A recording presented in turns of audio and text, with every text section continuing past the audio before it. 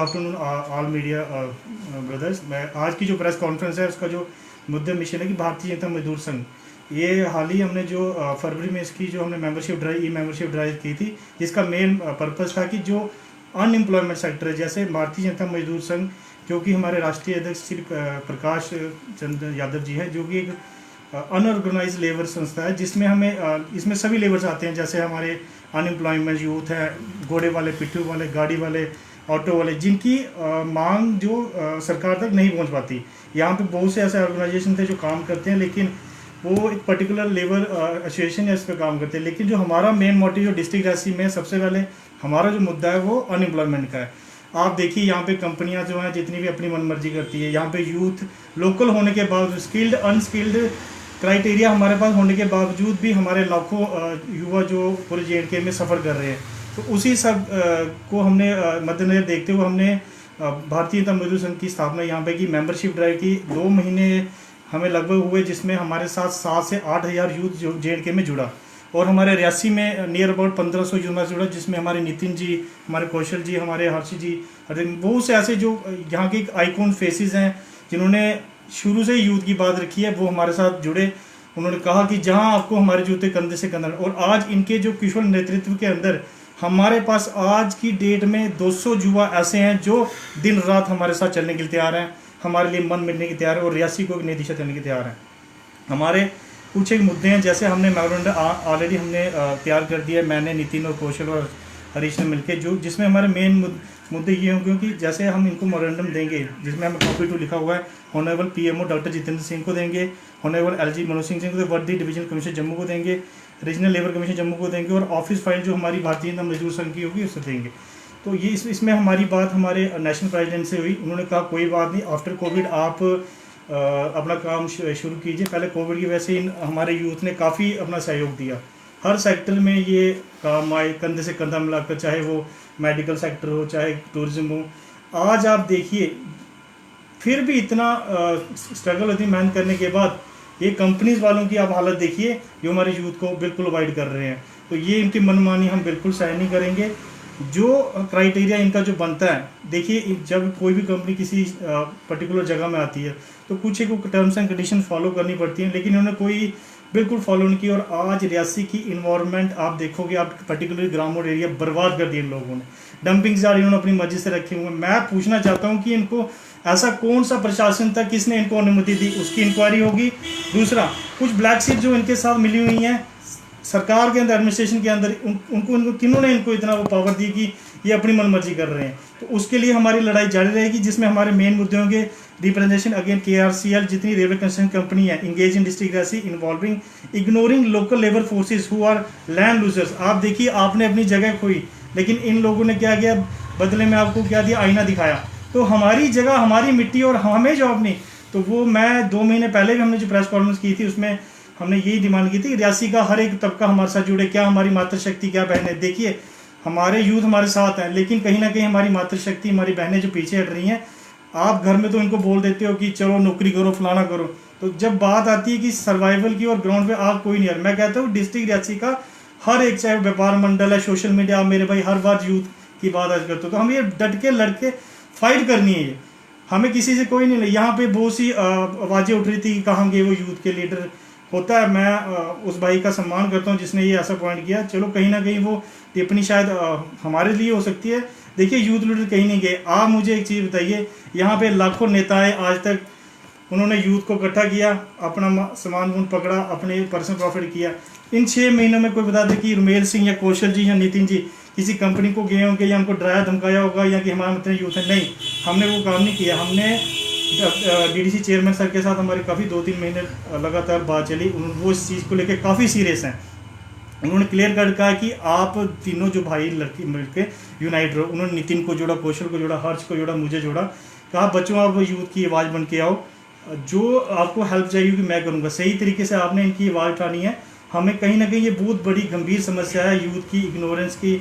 यहाँ पे जो लोकल जॉब्स नहीं मिलती हैं, मतलब एक तरह से आप कहिए कि इन गुंडागर्दी चल रही है, तो वो हम बिल्कुल बर्दाश्त नहीं करेंगे। अगर आपने सही तरीके से यूथ की एम्प्लॉयमेंट की है, मैं पूछना चाहता हूँ कि रेलवे कंपनी अपनी मर्जी से, ये ठेकेदारों को इन्होंने कहाँ से ये राइट दे दिया कि EPF फंड ही नहीं कट रहा है? ये कौन सा राइट है मुझे बताओ? ये किस लेबर कमीशन में आप उनसे पूछना है तो क्या आपने ऐसा कोई ऑर्डर दिया है? हाल ही पिछले महीने में जो दिशा की मीटिंग हुई थी डॉक्टर जितेंद्र सिंह की, वहाँ डीडीसी चेयरमैन सर ने ये सारी बातें उनके आगे रखी थी। डॉक्टर जितेंद्र सिंह ने क्लियर कट ये कहा है, मैंने किसी को ऐसा ऑर्डर नहीं दिया कि लोकल यूथ को मत रखो। ये जो कंपनी के लोग अपनी मनमानी कर रहे हैं ना, डॉक्टर जितेंद्र सर का नाम लेके, बोलो तुम लपेटे में आने वाले हो। बहुत जल्दी डॉक्टर साहब आ रहे हैं अगले महीने, वो आपको बताएंगे कि मेरा नाम कैसे यूज़ कर रहे हो। तो आपने कहा, जिस तरह से कहा कि कंपनी की गुंडागर्दी चल रही है, क्या लगता है किसकी मिलीभगत है? क्योंकि प्रशासन और सत्ता में तो सरकार आप ही की है, और क्या लगता है किसकी गुंडागर्दी है, किसकी शेयर की वजह से कंपनी?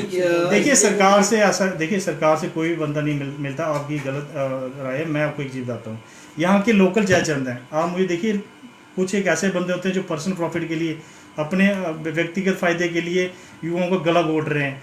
आप खाओ यार, अगर राइट बनता है खाओ, लेकिन आप इतना भी नहीं खाओ कि दूसरे घर आप घर खा लो। तो ये जयचंद है, इन्होंने फाइंड आउट किया। थोड़े दिनों में हम एसीबी असिस्टेंट कमिश्नर ब्यूरो में हमने इनकी लिस्ट तैयार की है। जो 4 महीने हम बैठे नहीं है, पिछले 6 महीने से मैं बिल्कुल नहीं बैठा हूँ। आप देख सकते हैं मेरे साथ आए हुए बंदे, मैं आर्मी से रिटायर था, मैं जनवरी में आया था, आज दिन हो गया हम नहीं बैठे। आपको ताज़ा हम उदाहरण देते हैं, आप चिनका देखिए, वहाँ हमारी तीनों कुशल जी की, डीडीसी चेयरमैन सर की, केवल सरपंच सर की, नितिन की, मेरी, या हम सब भाइयों ने एक एग्जाम्पल क्रिएट किया है। हमने यूथ को जॉब दी है। आप इस चीज़ को मानते हो नहीं मानते हो? हमारी कमिटमेंट पक्की होती है। अगर हमने कमिटमेंट की है कि रेलवे में हमारा लोकल यूथ लगेगा तो वो लगेगा, उसके लिए हम बहुत वचनबद्ध है। इस सबका मैं डिटेल्स में, मैं अभी नितिन जी जो है वो पूरी आपको बात बताएंगे कि इनका कब तक लगेगा जुआ, जब यहाँ से कंपनी पहले ब्रीफ कर लेते हैं, उसके बाद आंसर करते हैं। आपको हर एक आंसर मिलेगा, ऐसे कोई बात नहीं, आपका ये राइट है। नितिन जी आपको बताएंगे कि आगे मेन इश्यूज क्या है। नितिन जी आप सबसे पहले सारे मीडिया बंधुओं का शुक्रिया जो कि एक शॉर्ट नोटिस पे यहाँ पे आए, और दूसरा आज की जो ये प्रेस वार्ता रखी गई है, ये रेलवेज कंपनीज के जो चल रही गुंडागर्दी है ये उसके खिलाफ है। यहाँ पे आए दिन देखा जाता है कि यूथ को इग्नोर करा जाता है रेलवे कंपनीज के अंदर। यहाँ पे जो फर्स्ट पॉइंट था वो यही था कि अगर 70% एम्प्लॉयमेंट रियासी डिस्ट्रिक्ट के लोगों को मिलनी चाहिए, क्या वो एम्प्लॉयमेंट मिली है या नहीं? इस चीज़ पे हम डिमांड करते हैं हमारे डीडीसी चेयरमैन सरस सिंह नाग और डीसी रियासी चरणदीप सिंह जी से कि इस चीज़ का ब्यौरा लिया जाए, क्या 70% जो एम्प्लॉयमेंट है वो लोगों को मिली है कि नहीं मिली है। दूसरा पॉइंट, हमारे यहाँ पे पढ़े लिखे इंजीनियर घर पे फ्री बैठे हैं, जिन्होंने इंजीनियरिंग करी है, इतना सारा पैसा खर्च करने के बाद उनको एक उम्मीद थी कि हमारे ही शहर में, हमारे ही गांव में रेलवेज का काम चल रहा है और हमें जॉब मिलेगी, लेकिन कंपनियों द्वारा उन्हें भी इग्नोर किया गया। क्यों? हम इस चीज़ का जवाब आज मांगते हैं, क्यों ऐसा किया जा रहा है? क्यों लोकल लोगों को कंपनीज में जॉब नहीं मिलती, जो पढ़े लिखे बाहर से अपनी जो डिग्रियां इतनी कर करके वो अपने पैसे वहां पे लगा के जब वापिस अपने गांव, अपने शहर आते हैं। मोदी जी का ड्रीम प्रोजेक्ट था कि लोगों के फायदे के लिए घर घर शहर शहर से ट्रेन निकाली जाएगी। आज कौन सी ये जो कार्य है जो कर रहे हैं, क्या लोगों के सिर कुचल कर यहां से ट्रेन श्रीनगर ली जाएगी? आज हम ये पूछना चाहते हैं लोकल एडमिनिस्ट्रेशन रियासी से। सुनने में आया है कि बड़े सारे जब कंपनीज में कुछ बात करते हैं तो कंपनीज वालों के आगे से ये थ्रेट होते हैं कि जो हमारी जो एडमिनिस्ट्रेशन है वो क्या करेंगे, हमारे साथ उनकी बात चलती है। मैं बताना चाहता हूं कि अगर कोई कंपनीज के साथ उनको कंपनी बेचारी बोलता है तो मैं उनको ये कहना चाहता हूं कि बेचारी कंपनियां नहीं, बेचारे यहाँ के लोग हैं जिन्होंने इतनी डिग्रियां करी, इतनी पढ़ाई करी, और आज इस पैंडेमिक डिजीज के टाइम में लोग घर पे फ्री बैठे हैं। बड़ी शर्म की बात है कि यहाँ पे लैक ऑफ लीडरशिप के कारण रियासी के युवा को हमेशा अनदेखा किया गया। दूसरा जो पॉइंट था इसके अंदर, जितने भी हमारे यहाँ के सोर्सेज थे, देखो रोड हमारा यूज करना है, बिजली पानी हर चीज हमारे शहर से यूज कर कर हमारे ही लोगों को रोजगार ना देना, यह कहाँ का इंसाफ है। तीसरा, जितने भी इन्होंने अपना डंपिंग करी है, डंपिंग करने के बाद वहाँ पे जो बाल क्रिएट करी हैं, जो डंपिंग यार्ड्स होते हैं वहाँ पे जो इन्होंने अपनी बाल क्रिएट करी है वो कच्ची पक्की बनाई है। हम रिक्वेस्ट करते हैं डीडीसी सरस सिंह नाग से कि आप देखकर वहाँ पे जाकर देखें, और वहाँ पे जो काम हुआ है क्या उससे आने वाले समय में कभी बाढ़ आती है तो क्या लोगों के जो जमीनें हैं वो बच पाएंगी? हमें नहीं लगता कि कहीं हद तक वो बच पाएंगी, इसलिए वहां पे पक्की बाल और पक्का वहां पे फर्श का अरेंजमेंट होना चाहिए। चौथा, यहाँ पे पॉइंट आएगा ईपीएफ जितने भी यहाँ पे कॉन्ट्रैक्टर हैं, बड़े सारे कॉन्ट्रैक्टर ऐसे हैं जो कि ईपीएफ तक नहीं काट रहे हैं। सरकार की क्लियर कट इंस्ट्रक्शन है कि ईपीएफ कटना चाहिए और हर लेबर का कटना चाहिए, लेकिन कुछ कंपनीज के जो ठेकेदार हैं वो इस तरह से हैं कि वो ईपीएफ काटते नहीं और फिक्स सैलरी लेबर की एक ज्वाइन कर देते हैं। मैं पूछना चाहता हूं कि कौन से लेबर लॉ के अंदर ये लिखा हुआ है कि आप जो लेबरर है उसकी फिक्स सैलरी करोगे? किस तरह से आप फिक्स कर सकते हो? उसका एक रेट, उसके एक वेजेस बनाए जाते हैं जिसके बिहाफ पर उनको सैलरी प्रोवाइड की जाती है। ये एक बहुत मेजर इशू है और ईपीएफ जिनका कटा भी है उनको ईपीएफ मिल नहीं रहा। आज हम सभी मीडिया बंधुओं के माध्यम से जो ईपीएफ कमिश्नर हैं जम्मू, हम उनसे ये रिक्वेस्ट कर रहे हैं, आज फर्स्ट टाइम ये रिक्वेस्ट कर रहे हैं कि जितना भी ईपीएफ, जितनी भी कंपनीज के अंदर जो वर्कर्स अपनी जॉब छोड़ चुके हैं, जहां उनको निकाला गया है, उनका जो ईपीएफ है उनके खातों में डाला जाए, ना कि 5-5 हज़ार लेकर उनका ईपीएफ उनको दिया जाए। ये हम एक क्लियर कट डिमांड कर रहे हैं। अगर थोड़े दिनों के अंदर किसी हमारे जो युवा जिनको यहाँ कंपनी से निकाला गया है, जहां उन्होंने काम छोड़ा है, अगर उनको ईपीएफ नहीं मिलता है तो हम ये क्लियर कट बताते हैं कि हम रोड पे आने पे एक सेकंड भी नहीं लगाएंगे, क्योंकि कोरोना चल रहा है। हम कोरोना का ध्यान रखते हुए बड़े ही शांतिपूर्ण तरीके से, हमारा जो संगठन है ये शांति से काम करता है।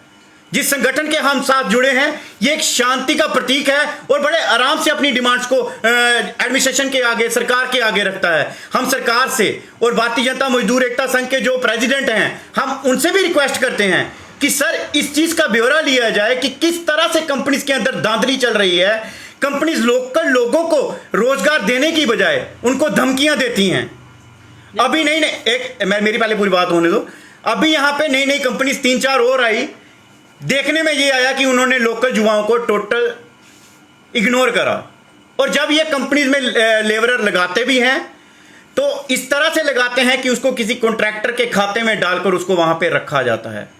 सोचने वाली बात, बहुत ही मतलब गंभीर मसला है। हम ये पूछना चाहते हैं एडमिनिस्ट्रेशन से कि यहाँ पे कंपनीज आई हैं, क्या बेनिफिट होगा एक पढ़े लिखे इंसान को किसी ठेकेदार के नीचे काम करने का? कंपनीज एक ब्रांड है, अगर कोई भी कंपनी यहाँ पे आई है तो वो ब्रांड के तहत आई है। हम चाहते हैं कि अगर किसी को उसका एक्सपीरियंस सर्टिफिकेट मिले तो एक ब्रांड के तहत मिले, ना कि ठेकेदारों के तहत मिले। ठेकेदार कौन होता है? बीच में आकर कंपनी के साथ इन्वॉल्वमेंट करके अपने यहाँ पे लोकल यूथ को इग्नोर कर रहा है। बड़े शर्म के साथ कहना पड़ रहा है कि किसकी मिली भगत के कारण ऐसा किया जा रहा है। हम डीडीसी चेयरमैन सरव सिंह नाग से ये रिक्वेस्ट करते हैं कि इस चीज पे भी पूरा ध्यान दिया जाए और इन लोगों के खिलाफ सख्त से सख्त कार्रवाई होनी चाहिए, चाहे वो कोई भी हो। बड़े सारे लोग ऐसे हैं जो ये बोलते हैं कि बेचारी कंपनियां हैं, ये इनका काम खत्म होने वाला है, इनका ये है। तो हम आपके माध्यम से ये बताना चाहते हैं कि काम कंपनीज का अभी भी 3-3, 4-4 साल का यहाँ पे बचा हुआ है, लेकिन उसके बावजूद भी यहाँ पे कंपनीज एम्प्लॉयमेंट देने में बहुत ही ढीली दिखी।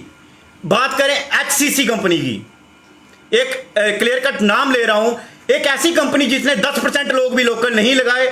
जब भी उनके पास कोई रोजगार लेने जाता है तो 3 महीने के बाद आपके युवाओं को रोजगार मिलेगा, ये कहकर वहां से जो उसकी सैलरी है वो 3 महीने बाद आती है, ये कहकर वहां से भेज दिया जाता है।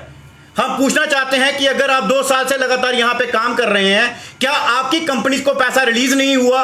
क्या आपके कॉन्ट्रैक्टर जो वहां पे काम करते थे उनको पैसा नहीं मिला? अगर मिला है तो लोकल युवाओं को रोजगार क्यों नहीं? ये एक बहुत बड़ी डिमांड है जो हम एडमिनिस्ट्रेशन के आगे रख रहे हैं। और तीसरा, जितनी भी वर्किंग साइट्स होती हैं, चाहे वो कोई भी कंपनी हो, उसको वहां पे टॉयलेट की फैसिलिटी अवेलेबल करवानी है, क्योंकि मोदी जी का एक ड्रीम है स्वच्छ भारत अभियान। स्वच्छता की धज्जियां उड़ा रही कंपनियां, हम उनके खिलाफ सख्त कार्रवाई की डिमांड करते हैं जो कि ऐसा कर रही हैं। वर्किंग साइट्स के अंदर टॉयलेट होना बहुत जरूरी है, ये एक बेसिक फैसिलिटी है जो लोगों को मिलनी चाहिए। अगर नहीं मिलती है तो इसके खिलाफ भी कड़ा विरोध होगा। उसके बाद जहां पे एक ये मेन पॉइंट आता है, जितना भी यहाँ पे सिक्योरिटी का जो अरेंजमेंट है, जो कंपनीज के अंदर सिक्योरिटी रखी जाती है, वो सारी की सारी बाहर से लाई जाती है। हम पूछना चाहते हैं कि अगर आप बाहर से सिक्योरिटी लाएंगे, बाहर से इंजीनियर लाएंगे, बाहर से लेबरर लाएंगे, बाहर से स्किल्ड अनस्किल्ड लाएंगे, तो यहाँ का जो युवा है वो क्या करेगा? किस तरह से वो अपना जो घर का है रोजगार चलाएगा? कुछ घर ऐसे हैं जहां पे युवाओं पे ही रोजगार जो उनका घर है वो डिपेंड करता है। अगर उनको भी रोजगार नहीं मिलेगा तो वो किस तरह से अपने घर का जो है पालन पोषण करेंगे।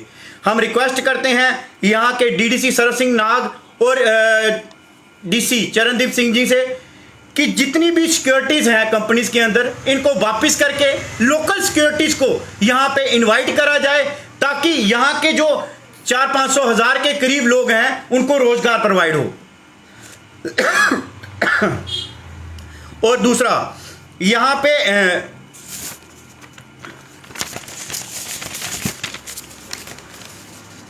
जितने भी कॉन्ट्रैक्टर, ये हम बताते चलें कि कंपनीज के अंदर जितने भी कॉन्ट्रैक्टर आते हैं वो बाहर से आते हैं और बाहर से आके यहाँ पे अपनी लेबर बाहर से लाकर यहाँ पे काम कर रहे हैं। हम पूछना चाहते हैं कि क्या यहाँ का कोई कॉन्ट्रैक्टर ऐसा नहीं जो इस तरह के काम में अपनी हिस्सेदारी रख सकता हो? क्या यहाँ पे छोटे छोटे कामों के लिए भी आप बाहर से कॉन्ट्रैक्टर लाएंगे उठा के? अगर आप सब कुछ बाहर से ही लाएंगे तो यहाँ के लोग क्या करेंगे? एम्प्लॉयमेंट नहीं, कॉन्ट्रैक्ट नहीं, किसी भी तरह से कोई भी काम आप लोकल को नहीं देना चाहते, तो फिर वो किस तरह से अपना जो है वो रोजगार अपना जो है वो चलाएगा? लास्ट में ये कहते हैं कि जो लोकल्स हैं वो यहाँ पे प्रॉब्लम्स क्रिएट करते हैं। अगर आप सही चलो तो आपके साथ कौन प्रॉब्लम क्रिएट करेगा? ये सोचने वाली बात है कि अगर हम किसी को थप्पड़ नहीं मार रहे हैं तो वो हमें थप्पड़ क्यों मारेगा? बड़े शर्म की बात है कि यहाँ पे जितनी भी है ये काम चल रहा है, लोकल लोगों को शरेआम इग्नोर किया जा रहा है। युवा जब जब जाते हैं उनको इग्नोर करके वापस भेजा जाता है। अभी नई 3-4 और कंपनियां आई हैं जिन्होंने तो बिल्कुल ही यहाँ पे इग्नोर करके रखा हुआ है। वो 10% तो क्या, मैं तो जानता हूँ कि वो 2% भी यहाँ पे जो है वो यूथ को एम्प्लॉयमेंट देने के मूड में नहीं है। हम रिक्वेस्ट करते हैं एडमिनिस्ट्रेशन से, रिक्वेस्ट करते हैं डीडीसी सरस सिंह नाग जी से। हम एक तो उनके कल की उनकी प्रेस वार्ता थी उसका वेलकम करते हैं कि उन्होंने यूथ की आवाज़ को अपने माध्यम से लोगों तक पहुंचाया और उन्होंने टाइम दिया है 10 दिन के अंदर अंदर वो लोगों को एम्प्लॉयमेंट देंगे। इसके लिए हम शुक्रिया करते हैं उनका कि कोई तो है जो बाहर आया युवाओं के लिए। कहाँ पे हैं वो लीडर जो सिर्फ वोटिंग के टाइम पे यहाँ पे दिखते हैं, उसके बाद उनको नजर नहीं आते? कहाँ पे वो अलग अलग पार्टीज के वो अलग अलग लीडर जो कि सिर्फ और सिर्फ वोट बैंक बनाने के लिए यहाँ पे आते हैं, वोट बैंक लेने के बाद वापिस अपने अपने घरों में चले जाते हैं? हम उनसे भी रिक्वेस्ट करते हैं कि आप भी यूथ के साथ जुड़कर यूथ की आवाज बनो। हम एडमिनिस्ट्रेशन से भी रिक्वेस्ट करते हैं कि प्लीज, ये एक यूथ की तरफ से आपसे रिक्वेस्ट है कि प्लीज युवाओं का साथ दें, युवाओं के साथ रहें, ताकि युवा जो हैं वो इसके अंदर काम कर सकें, युवाओं को रोजगार मिल सके, ईपीएफ के मसले सॉल्व हो सकें और भी कई तरह के जो मसले हमने बताए हैं वो पूर्ण होने चाहिए। ये थोड़ी सी बात जो है वो हमारे कौशल जी बताएंगे। नमस्कार, मैं सभी मीडिया बंधु का धन्यवाद करता हूं। मैं डीडीसी चेयरमैन सरस सिंह नाग जी का धन्यवाद करता हूं। मैं उनसे रिक्वेस्ट करता हूं, जो हमारी ये कंपनी आई हुई है, ये हमारे लोकल अगर भाई बंधु को लगाते भी हैं, 1 साल लगाते हैं, उसके बाद उनको निकाल दिया जाता है। अगर उनको निकालते हैं तो ये बोलते हैं हमारा काम ख़त्म हो गया। अगर काम ख़त्म हो गया तो आप लोकल को निकालते हो तो फिर ये बाहर से लोगों को बुलाते हैं, उनको लगाते हो। तो मैं आपसे पूछना चाहता हूँ, जे अगर लोकलों को निकालते हैं तो बाहर से लोगों को बुला के बड़े बड़े लीडरों की सिफारिश करके उनको बीच में लगाते हैं। जो हमारा यूथ है वो आज बड़े बड़े लीडरों के जो बच्चे हैं वो आज पढ़ने जाते हैं बाहर। जो हमारा यूथ है वो बाहर से पढ़ के हमारे गरीब माँ बाप दिहाड़ी लगा के उनको पढ़ाते हैं, पढ़ा के वो घर आते हैं, घर आके वो उनको बेरोजगार होके घर बैठ जाते हैं। वो क्या करेंगे बेचारे? फिर वो नशे की तरफ भागते हैं।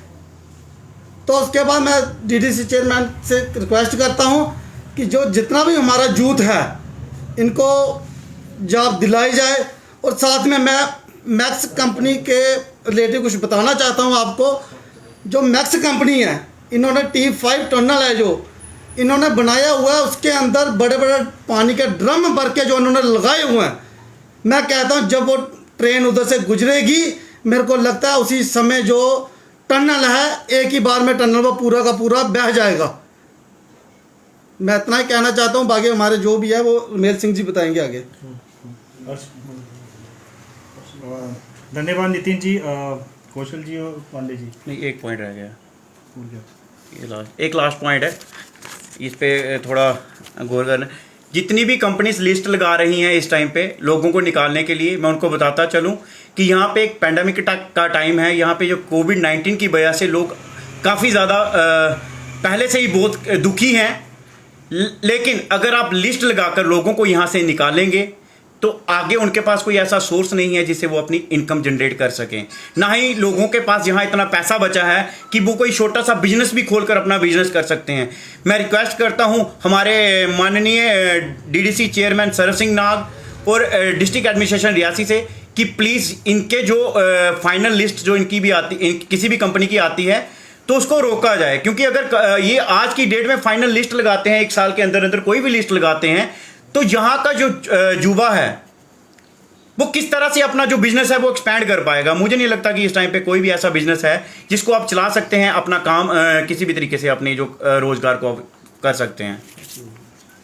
धन्यवाद नितिन जी। मैं हर्ष पांडे जी से अनुरोध करता हूँ कि आप भी अपने पॉइंट रखें, जो आपके यूथ के जेन्युइन डिमांड्स हैं वो आपके सामने रखेंगे। हर्ष जी बोलिए। जी, मैं ज़्यादा लंबी बात नहीं करूँगा। मेरा पॉइंट सिर्फ ग्राम मोड़ को लेके है, जहाँ पे इस टाइम पे 9 कंपनियाँ काम कर रही हैं और इन 9 कंपनियों के काम करने के बावजूद भी पूरी एडमिनिस्ट्रेशन रियासी की सोई हुई है, जिसकी बिल्कुल नज़र वहाँ के युवाओं पे नहीं पड़ रही है। कोविड के टाइम पे जिस तरह का काम हमारी गाँव के कंपनियों का चल रहा है, इतनी डस्ट, पूरे दिन रात जो गाड़ियाँ चल रही हैं, जो पोल्यूशन हो रहा है, उसके ऊपर किसी की नज़र नहीं जा रही है। उससे वहाँ के लोगों की मतलब सेहत पे भी फ़र्क पड़ता है। ठीक है, सबसे पहली बात तो वो है कि एक तो सेहत ख़राब होती है, ठीक है, ऊपर से हमारे गांव में इतने लोगों की लैंड गई है, लैंड जाने के बाद भी वो लोग बेरोजगार बैठे हैं। नौकरी किसको मिल रही है?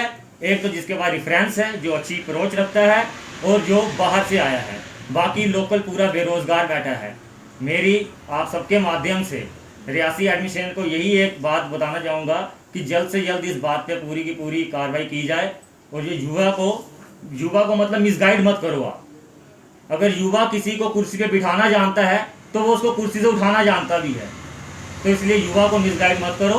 और जैसे कुशल जी ने आपको बताया मैक्स इंफ्रा के लिए, ये मैक्स इंफ्रा का इशू बहुत पुराना है और ये शायद रियासी एडमिनिस्ट्रेशन के शायद एडीसी साहब को, जो पहले वाले थे उनको मालूम था। इन्होंने टनल में ड्रम लगाए हैं, अंदर पत्थर भरे हैं, यहाँ कंक्रीट होनी चाहिए। तो इस चीज़ के ऊपर भी थोड़ा गौर किया जाए, इनके खिलाफ इंस्पेक्शन बिठाई जाए, पूरा ध्यान से दिया जाए कि ये कल को जब यहाँ से ट्रेन जाएगी, हमको नहीं लगता कि ये टनल मतलब इसको सह पाएगा। ये काफ़ी लोगों की जान को उन्होंने खतरे में डाला हुआ है। इस पर जल्द से जल्द कार्रवाई की जाए, कोई टीम बना के इनके ऊपर तुरंत एक्शन ली जाए। धन्यवाद। Thank you all brothers. अब मैं एक चीज़ आपके माध्यम से क्लियर करता हूँ।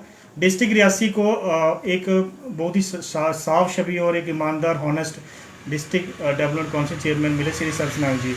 मैं अमूमन देखता हूँ, मुझसे आप मीडिया बंधु भी पूछते हो क्या उनके पास पावर नहीं है, क्या नहीं है, सब कुछ है उनके पास। मैं आपके माध्यम से ये कह रहा हूँ, मत लपेटे में आए ना ये जो लोग सोच रहे हैं ना कि हमारे बिना ये चलता नहीं, किसी के बिना कुछ नहीं चलता, सब चलेगा यहाँ पे।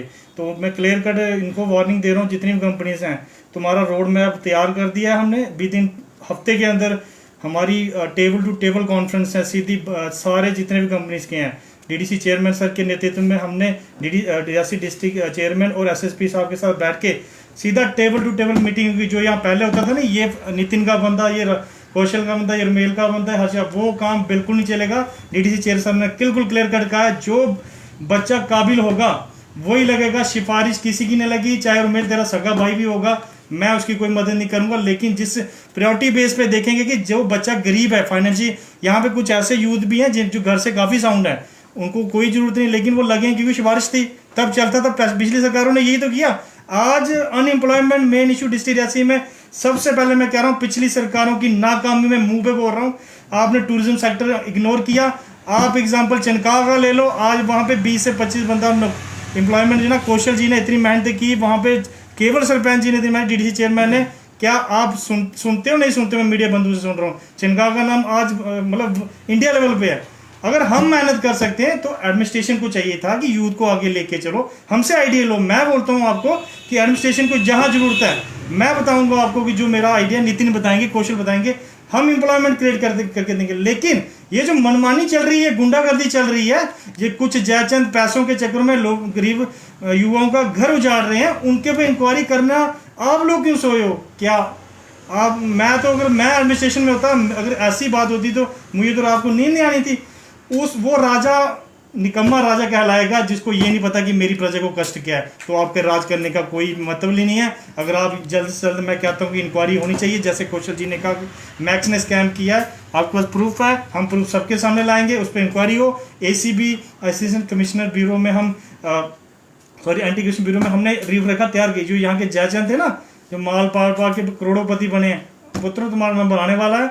जिस किसी ने गलती से भी यूथ को अगर सही तरीके से, कानूनी तरीके से अगर वो गलत है तो उसको मापदंड देने का पूरा अधिकार है, लेकिन किसी ने गलती से यूथ को अगर हाथ लगा दिया या गलत करके तो हम बर्दाश्त बिल्कुल नहीं करेंगे। हम रोड पे उतरेंगे। हमारी एक ही डिमांड है, यूथ को लगाओ। जो कंपनी की स्ट्रेंथ बनती है, अफगान ने पिछले साल 200 बंदों को निकाला, 300 को। देखिए आपके पास रजिस्टर में एंट्री करने के लिए आपको पंजाब में इतना कौन सा क्वालिफाइड बंदा मिल गया कि हमारे जो रियासी का लोग जो क्या वो एंट्री नहीं कर सकता?